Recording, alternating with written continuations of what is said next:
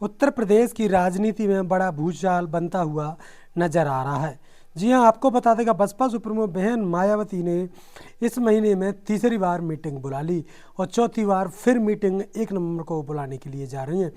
आपको बता दें कि 9 अक्टूबर को बसपा सुप्रीमो बहन मायावती के जैसे ही बड़ी रैली हुई उसके बाद ताबड़तोड़ मीटिंगों का दौर शुरू हो गया है।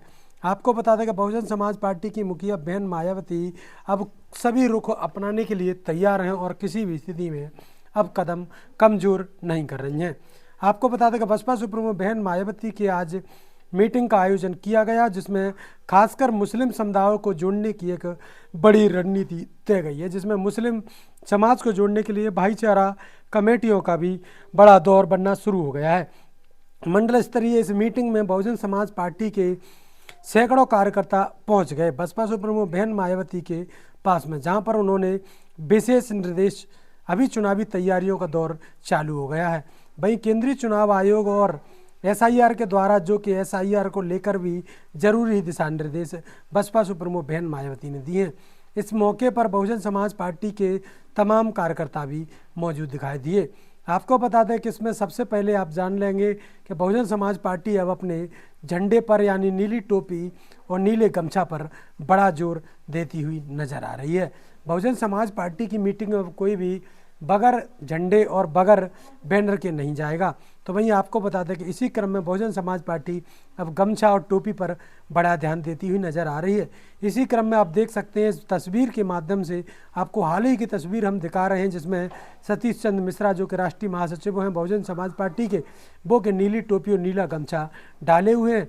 भाई साथ में ही आकाश आनंद जो कि युवा आइकन हैं बहुजन समाज की पार्टी के और जो कि राष्ट्रीय कोऑर्डिनेटर भी हैं, और तमाम नेताओं के साथ साथ विश्वनाथ पाल जिन्होंने आज टोपी पहनाई थी आकाश आनंद को, और जो सैकड़ों कार्यकर्ता जहां पहुंचे हैं बहुजन समाज पार्टी की मीटिंग में, आप समझ सकते हैं सबके ही सर पर टोपी और गमछा अनिवार्य कर दिया है। बहुजन समाज पार्टी की इस मीटिंग में पहुंचने वाले लोग अब गमछा टोपी लगाकर ही पहुंचते हैं, क्योंकि बहुजन समाज पार्टी का चुनाव चिन्ह अब गली गली में पहुंचाना है।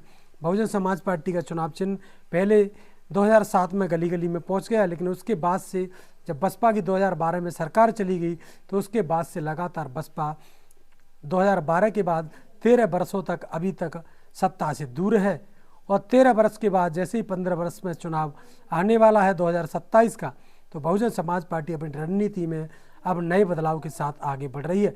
भाई आपको बता दें कि बीएसपी की अब मंडल स्तरीय समाज स्तरीय मुस्लिम समाज को भाईचारा संगठन के माध्यम से मीटिंग बुलाई गई है, जहाँ पर बहुजन समाज पार्टी की मुखिया बहन मायावती ने खुद संबोधित किया है।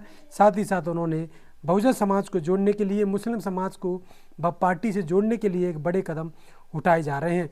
इस स्तर पर जो कि बहुजन समाज पार्टी में पहले भी मुसलमानों को बड़े स्तर पर टिकट दिए गए थे, इस बार भी एक बड़ी रणनीति बनती हुई नजर आ रही है। इससे कहीं ना कहीं बहुजन समाज पार्टी को अपनी बड़ी रणनीति बनाकर और आगे भाईचारा कमेटियों के साथ साथ राजभर समाज और अन्य समाज को भी जोड़ने की बड़ी कवायद चल रही है। ऐसे में बहुजन समाज पार्टी की 9 अक्टूबर को मीटिंग हुई है, उससे पूरे देश भर में तमाम पार्टियों में खलबली मची हुई है। बहुजन समाज पार्टी को जो लोग ख़त्म करने की बात कर रहे थे कि बहुजन समाज पार्टी का भी एक विधायक नहीं आता, एक सांसद नहीं आता, बहुजन समाज पार्टी के पास अस्तित्व तो खत्म हो गया है।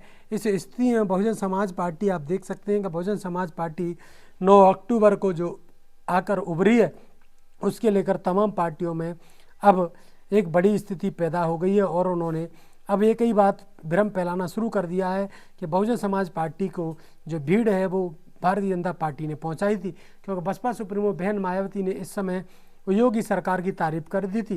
तारीफ में उन्होंने कहा था कि योगी सरकार ने जो पैसा पार्कों के टिकट का जो आया है वो उन्होंने यहीं पर लगाया, उसके लिए उसका धन्यवाद करते हैं।